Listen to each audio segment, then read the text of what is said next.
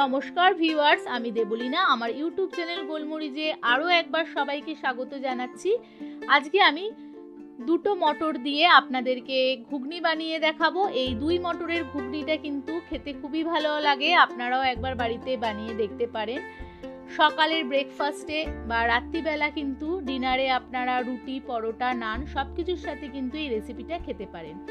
রেসিপিটা আপনারা অবশ্যই কিন্তু একবার বাড়িতে বানিয়ে দেখুন। ভালো লাগলে এই রেসিপিটাকে একটা লাইক করবেন, আমার চ্যানেলকে কিন্তু সাবস্ক্রাইব করতে ভুলবেন না, আর এই রেসিপিটাকে কিন্তু বেশি বেশি করে শেয়ারও করবেন। এই রেসিপিটা বানাবার জন্য এখানে আমি মটর নিয়েছি 100 গ্রাম।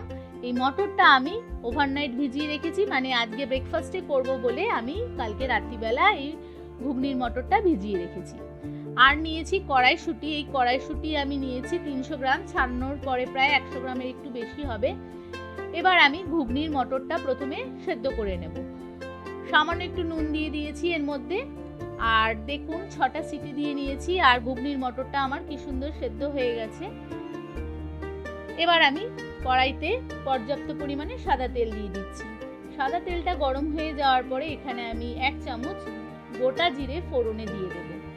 এরপরে একটা আমি বড় সাইজের পেঁয়াজ বেটে রেখেছিলাম, সেটা এর মধ্যে দিয়ে দিলাম। দিয়ে ভালোভাবে পেঁয়াজটাকে সাঁতলে নেব। এরপরে এর মধ্যে 1 চামচ রসুন বাটা দিয়ে দিচ্ছি। রসুন বাটা দেওয়া হয়ে যাওয়ার পরেও এর মধ্যে আমি 1 চামচ আদা বাটা দিয়ে দেব। এবার আদা, পেঁয়াজ, রসুন আমি ভালোভাবে সাঁতলে নেব। এগুলো সাঁতলানো হয়ে যাওয়ার পরে এর মধ্যে আমি 1 চামচ হলুদের গুঁড়ো, 1 চামচ জিরের গুঁড়ো আর 1 চামচের একটু কম আমি লঙ্কার গুঁড়ো দিয়ে দিলাম। দিয়ে এই মশলাগুলো খুব ভালোভাবে সাঁতলে নেব। আর এর মধ্যে আমি টমেটো পেস্ট করে রেখেছিলাম, সেটাও এর মধ্যে দিয়ে দিলাম। দিয়ে ভালোভাবে সব শুদ্ধ সাঁতলে নেওয়া হয়ে যাওয়ার পরে প্রথমে আমি এর মধ্যে কড়াইশুঁটিটা দিয়ে দেব। কড়াইশুঁটি কিন্তু আগে আমি সেদ্ধ করিনি, তাই কড়াইশুঁটিটাই আগে দিলাম। এরপরে ভালোভাবে সাঁতলানো হয়ে যাওয়ার পরে যে ঘুগনির মটরটা আমি আগে সেদ্ধ করেছিলাম সেটা এর মধ্যে দিয়ে দিলাম। এবার দুটো মটর ভালোভাবে মশলার সাথে সাঁতলে নিচ্ছি।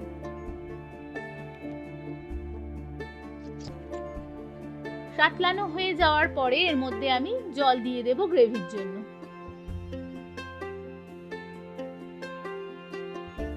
গ্রেভিটা একটু ফুটে উঠলে স্বাদ মতন এর মধ্যে নুন দেব। নুনটা কিন্তু বুঝে দেবেন, কারণ আগেও কিন্তু সেদ্ধ করার সময় আমি নুনটা দিয়েছি।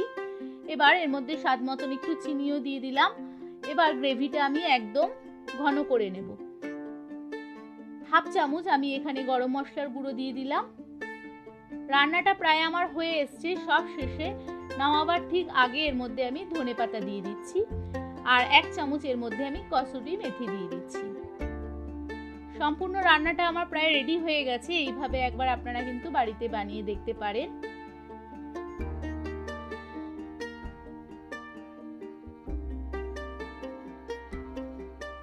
পরের সপ্তাহে আবার একটা নতুন রান্নার ভিডিও নিয়ে আপনাদের সাথে দেখা হচ্ছে। ভালো থাকবেন, সুস্থ থাকবেন।